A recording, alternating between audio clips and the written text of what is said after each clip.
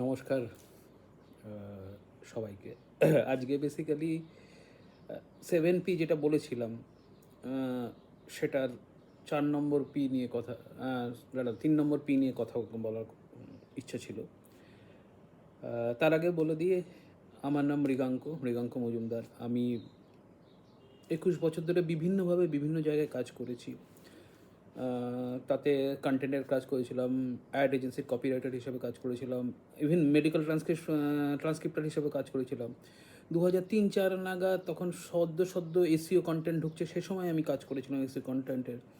তারপর থেকে এসিও ঢুকেছে টুকটুক করে বিভিন্ন ডিজিটালের কাজ করছি, ডিজিটাল এবং ডিজিটাল মিডিয়ার কাজ করছি, তাও কম করে 14-15 বছর হয়ে গেল। বিভিন্ন কোম্পানিতে কাজ করেছি, বিটিএল, এটিএল এবং বেশ কিছু আলাদা আলাদা কোম্পানি, দেশে এবং বিদেশে বিভিন্ন কোম্পানিতে কাজ করেছি এবং এখনও করছি। কিছু জায়গায় কনসালটেন্সি হিসেবে মাঝে মাঝে ডাকা হয়, কিছু জায়গায় আমি ওয়ার্কশপ করাই।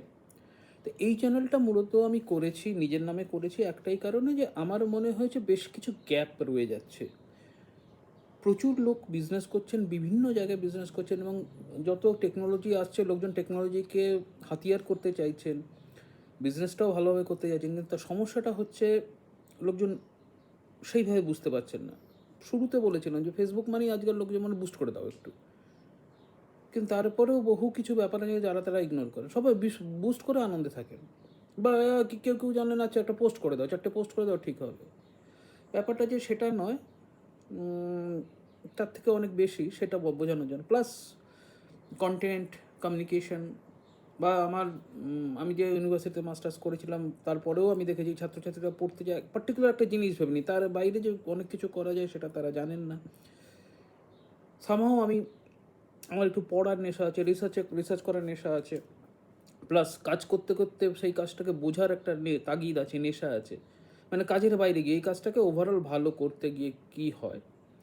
কিন্তু আজকের এপিসোডটা যেভাবে শুরু করেছে এবং করবো ভেবেছিলাম, সেইভাবে হচ্ছে না। কারণ কয়েকদিন আগে আর কি, মানুষ নাথ আমার ফেসবুক বন্ধু, এবং তার সঙ্গে দেখাও হয়েছে, অফকোর্স আমার দেখা হয়েছে। তিনি একটি পোস্ট করেছিলেন মৃণাল সেনকে নিয়ে, এবং মৃণাল সেনের একটা বোধহয় হইচইতে একটা সিনেমা এসছে, সিরিজ এসছে চালচিত্র নিয়ে, এবং সেখানে তিনি কুলেশব এফেক্ট নিয়ে কথা বলেছিলেন।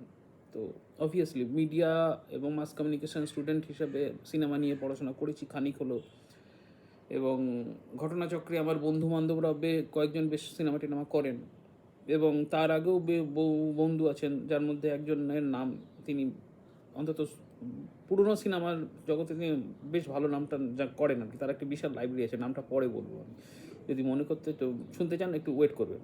এবং তার একটি বিশাল লাইব্রেরি আছে, সে সব বিষয়ে বিশেষজ্ঞ আর কি। কিন্তু কুলেশব এফেক্টটা আজকে কেন আমি বলবো, তার কারণ হচ্ছে আমি এবং আমি ওখানে গিয়ে আমি কমেন্ট করেছিলাম বেসিক্যালি। সেই কমেন্টে আমার আজকে হঠাৎ করে একজন আমাকে বললেন কুলেশব এফেক্ট কী, এসব কী, আমাকে একটু বুঝিয়ে দিন। উনি অবশ্যই পারতেন গুগলে গিয়ে কুলেশব এফেক্ট কী সেটা জানার জন্য। আমি প্রচণ্ড ব্যস্ত ছিলাম, আমি উত্তর দিই না, আমি বললাম ঠিক আছে, আমি কুলেশব এফেক্ট নিয়ে কথা বলবো, কিন্তু সেটা বিজনেসে কীভাবে করা যায়, এন্টারপ্রেনাররা কীভাবে করতে পারেন, বা বিভিন্ন জায়গায় বিজ্ঞাপনে কীভাবে ইউজ হয়, সেটা আমি বলার চেষ্টা করব। তার আগে কুলেশেভকে, লেভ কুলেশেভ হচ্ছেন একজন রাশিয়ান ফিল্ম এডিটার, মূলত এডিটিং করতেন, এবং তারও আগে তিনি যখন 1899 সালে জন্মেছিলেন রাশিয়া ফ্যামিলিতে, তিনি তারপর বেসিক্যালি ট্র্যাডিশনাল পেন্টিং করতেন। পেন্টিং করতে করতে সের্গেই আইনস্টাইনের সঙ্গে যুক্ত হয়ে তিনি ফিল্মে এবং এডিটিংয়ে চলে এসেছেন।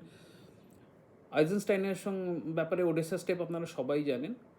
কিন্তু লেভ কুলেশব হচ্ছেন একজন অন্যতম ধারক বাহক, যিনি মন্তাজকে ঢুকিয়েছিলেন। মন্তাজ যারা সিনেমা স্টুডেন্ট, প্রচুর বন্ধু আছেন, প্রচুর জুনিয়র আছেন, প্রচুর ভালো ভালো ফিল্ম স্কুল আছেন, এবং আমি জানি আমি যদি আমার ফেসবুক প্রোফাইলে যাই, আমি জানি বহু ফিল্ম মেকার আছেন যারা এটা নিয়ে পড়াশোনা করছে, এবং মানে ফর্চুনেটলি এবং আনফর্চুনেটলি আমার বন্ধুবৃত্তে এমন আছেন যারা রীতিমতো ফিল্ম স্কুলে পড়ান। তো তাদের বিস্তারে যাব না, এই কারণ ওইটা তারা রীতিমতো তাদের ঘেঁটে আছেন। আমি খালি বলবো যে মন্তাজটা করেছিলেন, এবং এই লেভ কুলেশভই এই কুলেশভ এফেক্টের ব্যাপারটা করেছিলেন। ব্যাপারটা কি খুব ছোট করে বলবো আমি, কারণ আমাকে ভিডিওয়ে বাকি কথাগুলো বলতে হবে। হচ্ছে যে আপনি যখন একটা জিনিস বোঝাতে চাইছেন, কোনো সিনেমা একটা জিনিস বোঝাতে চাইছে, শর্টের যে সিকোয়েন্সগুলো থাকে, সিকোয়েন্সটা কীভাবে হবে, এবং এই সিকোয়েন্স করার পিছনে আপনি কিন্তু আপনার অডিয়েন্সের মনোভাবটাকে ম্যানিপুলেট করতে পারেন। সেটা হচ্ছে মূল ব্যাপার। মানে আপনি কীভাবে কোন শট কীভাবে বসাবেন। মজাটা হচ্ছে কুলেশাব এটা করার পরে বেশ কিছু নামি দামি পরিচালক, পুরনো এবং এখন নতুন, সবাই মোটামুটি সেটা ইউজ করেছে। মানুষ মৃণাল সেনের কথা বলছিলেন, আমি বলতে চাই হিচকক তো আছেনই, হিচকক ইউজ করেছিলেন। হিচককের পরে ক্রিস্টোফার নোলান ইউজ করেছেন নাইট রাইজেসে। আরও প্রচুর সিনেমা আছে, যদি চান পরবর্তীকালে সেটা একটা পরবর্তীকালে এপিসোড করবো যে মানে কুলেশাবের এফেক্ট কোথায় কোথায় ইউজ হয়েছে। এবং স্টিভেন স্পিলবার্গও জুরাসিক পার্কে সেটা ইউজ করেছেন একটু বদলে দিয়ে। মানে Steven Spielberg basically point of view থেকে জেনারেলি করেন, কিন্তু তিনি কুলেশাব এফেক্টটাকে ইউজ করেছিলেন এটিকে একটু অন্যভাবে। কুলেশাব এফেক্ট হচ্ছে ইম্পর্টেন্স অফ শর্টের যে সিকোয়েন্সগুলো থাকে সেটাকে সাজানো, এমনভাবে সাজানো যে পুরো ব্যাপারটাই মানে সেটা টেনশন ক্রিয়েট করা হোক বা অন্য কিছুভাবে নিয়ে আসা হোক, যেটাকে আপনার মানে যে দর্শক আছে তার ভাবনার গতিবিধিটাকে রীতিমতো কন্ট্রোল করা এবং যেদিকে নিয়ে যেতে চায় একটা পার্টিকুলার দিকে নিয়ে যাওয়া, সেটা কিন্তু আপনাকে করতে হয়। হিচককের দুটো সিনেমার জানেন আপনি, রিয়ার উইন্ডো এবং সাইকো, সেখানে এটা হয়েছে। বাকিগুলো তো বললাম, জুরাসিক পার্ক আছে, ডার্ক নাইট রাইজেস আছে। মজার কথা হচ্ছে সোশ্যাল মিডিয়া বিজনেসেও যদি ভিডিও করতে চান, যারা ইনফ্লুয়েন্সার আছেন প্রচুর আছেন, তারাও কিন্তু এই ব্যাপারটা ইউজ করতে পারেন। কিন্তু অবভিয়াসলি তার জন্য খানিকটা তো পড়াশোনা খাটাখাটি করতে হবে, সেটা প্রচুর। আমি এখন যে কি প্রচুর লোকজন আছেন ভিডিও বানাচ্ছেন, অমুক ফ্রি এডিটিং টুল, অমুক ফ্রি এডিটিং টুল, হ্যান ত্যান, কিন্তু সেটাও একটা শেখার ব্যাপার আছে, কীভাবে কাটবেন, কখন কাটবেন, কোনটা কাটলে বেশি হয়। আলটিমেটলি সাইকোলজিক্যাল একটা এফেক্ট আনতে গেলে সেটা একটা সিকোয়েন্স তৈরি করতে হবে। অতএব বিজনেসের সঙ্গে সেই আর একটা পি আছে, যেটা এই 7P শুরুতে যেটা বলছিলাম তার মধ্যে নেই, কিন্তু সাইকোলজিতে যে পি থেকে শুরু হতো সেই আর একটা পিও আছে। তার মানে প্রফিট আগের দিন বলেছিলাম 8 নম্বর পি, তা প্রফিট এখন 9 নম্বর হয়ে গেলো। তার আগে একটা পি ঢুকে যাচ্ছে সাইকোলজির পি, সেটা হচ্ছে 8 নম্বর পি, সেটা আমি পরে আসছি। তো আজকে এটা হচ্ছে কুলেশাব এফেক্ট। এবং বিজনেসেও সেই একই ব্যাপার। আপনি আপনার যারা কাস্টমার্স আছেন তাদেরকে অ্যাটেনশান, তাদের মনোভাব কীভাবে বদলাবেন, তাদের মনোভাব কীভাবে নিজের দিকে নিয়ে আসবেন, সেটা হচ্ছে আপনার প্ল্যানিংয়ের সিকোয়েন্স, আপনার আগের দিন বলেছিলাম প্রমোশনের সিকোয়েন্স, ব্র্যান্ডিংয়ের সিকোয়েন্স যেগুলো আছে, এবং আজকে যেটা নিয়ে অল্প আলোচনা করবো সেটা হচ্ছে প্রাইসের সিকোয়েন্স। প্রাইস মানে মূল্য, মানে একটা জিনিসের প্রোডাক্টের দাম কী হবে। বিদেশ মানে প্রাইস নিয়ে কিছুগুলো মিথ আছে, কিছু চিন্তা আছে। সেটা হচ্ছে হচ্ছে দামি জিনিস মানে খুব ভালো, সস্তা মানে 3 অবস্থা বা 4 অবস্থা 7 অবস্থা, যাই হোক যখন যেরকম বলেন। ভারতবর্ষে যদি বিজনেস করেন, ভারতবর্ষ হচ্ছে রীতিমতো, ভারতবর্ষ এবং কলকাতা তো আরও বেশি প্রাইস সেন্সিটিভ মার্কেট। আপনি জিনিসটা কোন দামে বেচছেন সেটার উপর ডিপেন্ড করবে আপনার মার্কেট শেয়ার কী হবে এবং আপনার ওই মার্কেট কোন মার্কেটে নিজেকে পজিশনিং করছেন, ব্র্যান্ডিংয়ে যেটা শুরুতে বলেছিলাম। তো প্রাইসের অবভিয়াসলি কতগুলো কথা আছে।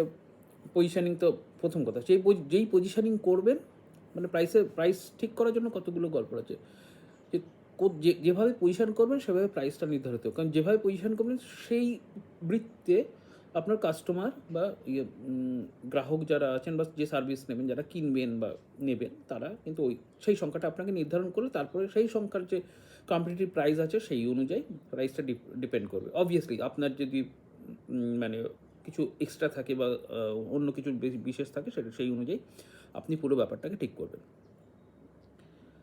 তারপর আছে লিস্ট করা, যে এক্স্যাক্টলি প্রাইসের একটা লিস্ট চাই, যে এই প্রাইসে এই লিস্টিং আছে, লিস্টেড প্রাইস, সেটা দিতেই হয়, বিভিন্ন জায়গায় ছাপতে হয়।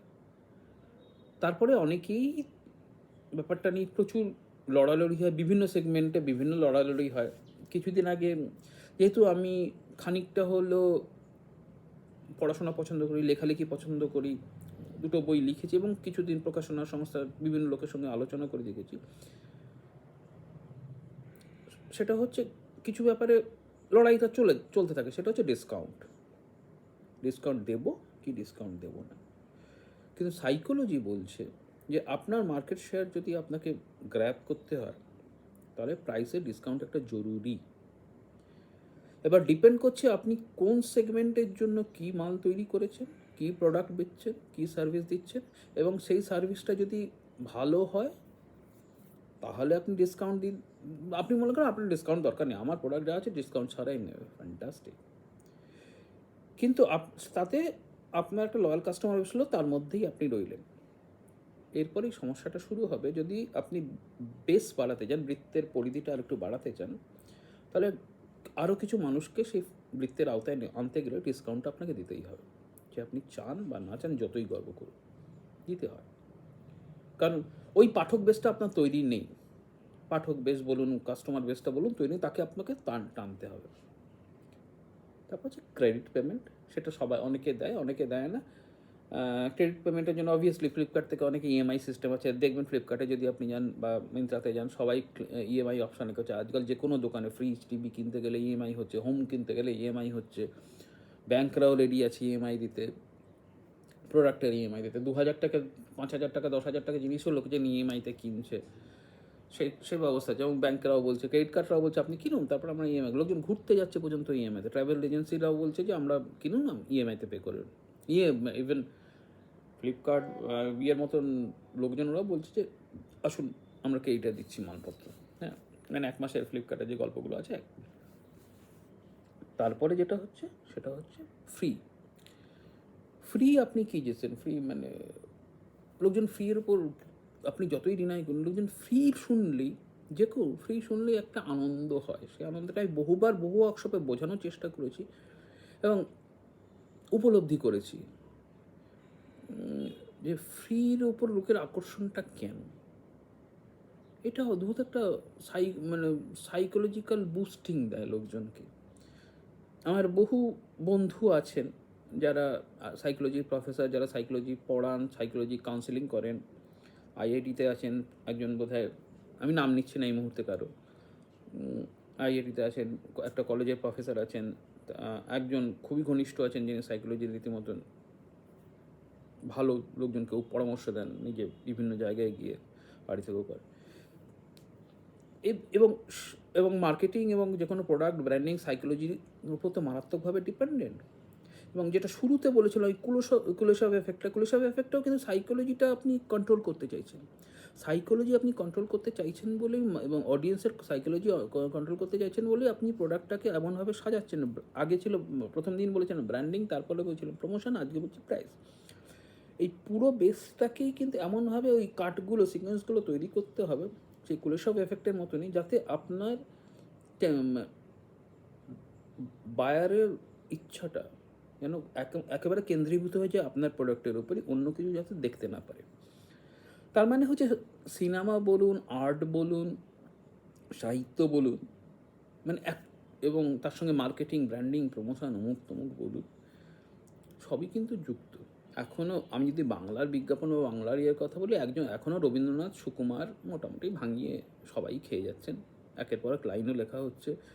রবীন্দ্রনাথ যা লিখে গেছিলেন, তারপরে বিজনেসও হচ্ছে, সিনেমাও হচ্ছে, বিজ্ঞাপনের কপিরাইটাররাও লিখছে, এদিক ওদিক করে, যে বাকি তো আছেই, সেগুলোতে আমি যাচ্ছি না। কিন্তু এবং এটা আছে এবং এটা চলছে, তার কারণ হচ্ছে বাঙালির ওভারঅল, আমি বাঙালিটাকেই ধরছি যেহেতু বাংলায় আমি কথা বলছি। তো ফোন এসেছিলো মাঝখানে, আমাকে কাটতে হলো। তো সেই অনুযায়ী আমাকে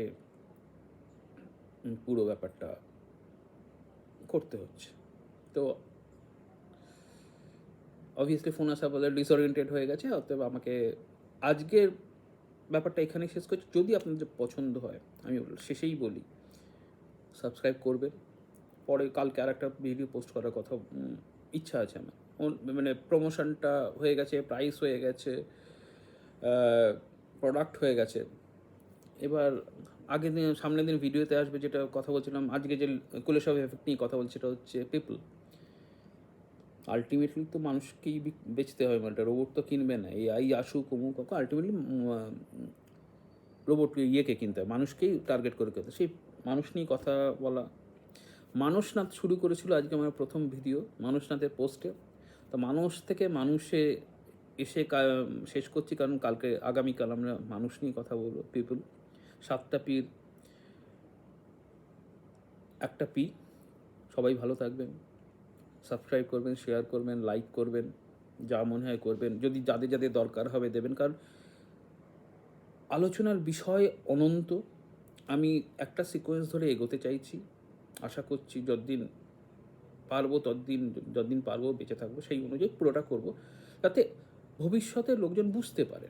বিভিন্ন টপিক আসবে, আমি শেষ করতে গিয়েও শেষ করতে পারছেন, কারণ এগুলো জানা দরকার। বিভিন্ন টপিক আসবে বোঝানোর জন্য, বাকিগুলো আমি টুকটুক করে করব। কিছু কিছু জিনিস ইন্ট্রোডিউস হবে এখানে। আজকে এখানেই